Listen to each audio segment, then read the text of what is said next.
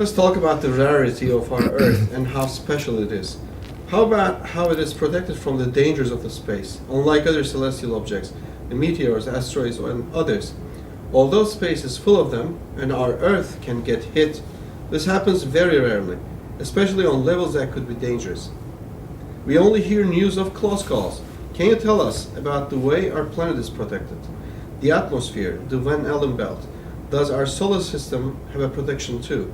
Are we located in a protected part of the galaxy? A very interesting topic is the situation, the placement of the Earth in the context that it is. So the Earth is part of our solar system. The solar system is part of our galaxy. And we can ask the question, is the Earth occupying a special place? Is it well protected, for example? The first thing to point out is that in our galaxy, at the galactic scale, there are very strong physical effects, for example, supernovae that are occurring.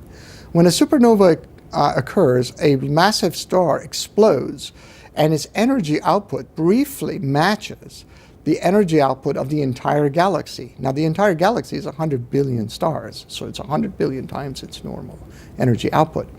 As such, when that occurs, for many, many light years around it, any possibility of life would be sterilized. There would be no possibility of life. So, and even much farther distances, as these supernovae are going off, there is these galactic cosmic rays that are a source of potential harm to the Earth. Our solar system has essentially a magnetic field that is protecting it, and in particular, there is a solar wind, which is this radiation from the sun that modulates or moderates the effect of these galactic cosmic rays. The solar wind, in that sense, is helpful, but in another sense, the same thing that the processes that give us the solar wind give us sometimes dangerous events like coronal mass ejections, where the sun occasionally has a big output. Then how do we get protected from that?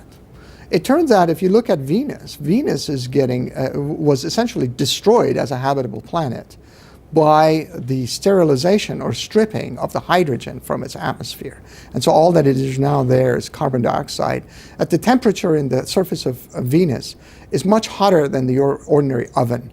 So that's why nobody sends spacecraft there, because your electronics will melt after a little while in Venus. It's very difficult. Earth is not like that. What's going on? Earth has a magnetosphere. There is a molten liquid iron core that's spinning inside the Earth. And the dynamo process essentially generates a magnetic field. And the magnetic field then modulates and moderates the effect of solar radiation, the solar particle radiation. So the Earth is, on the one hand, protected from galactic cosmic rays by the sun, and then it is protected from the sun by its own magnetosphere. And so there is this layer after layer of protection for the Earth, just from the standpoint of particle radiation.